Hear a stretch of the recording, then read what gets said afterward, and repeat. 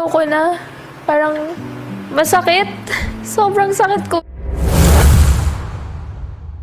Naging emosyonal si AZ, matapos ang kanilang pagpili kung sino ang hindi nila gusto makaduo para sa final duo. Iniisa-isa kasi sila ni Kuya na tanungin kung sino sa palagay nila ang ayaw nila makaduo. Sa kabila ng mga kontrobersya, pinili ni AZ na harapin ang kanyang emosyon at gumawa ng desisyon para sa kanyang sarili. Ang desisyong ito ni AZ ay nagpapakita ng kanyang determinasyon na unahin ang kanyang sarili at kaligayahan.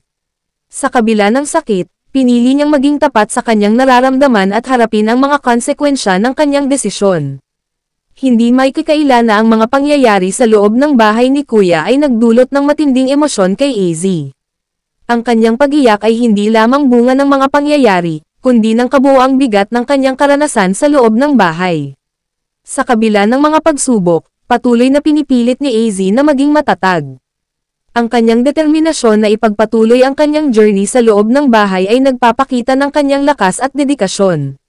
Ang mga pangyayaring ito ay nagbigay daan din sa mas malalim na pag-unawa ng mga manunood sa tunay na emosyon at karanasan ng mga housemates. Ipinapakita nito na sa likod ng mga kamera, sila'y mga taong may damdamin at pinagdadaanan. Ang reaksyon ng publiko sa mga pangyayari ay halo-halo. May mga sumusuporta kay AZ at nakikita ang kanyang katatagan, habang ang iba naman ay kritikal sa kanyang mga desisyon. Gayunpaman, mahalagang tandaan na ang bawat isa ay may kanya-kanyang pananaw at karanasan. Sa kabuuan, ang karanasan ni AZ sa loob ng bahay ni Kuya ay isang paglalakbay ng emosyon, desisyon, at personal na paglago.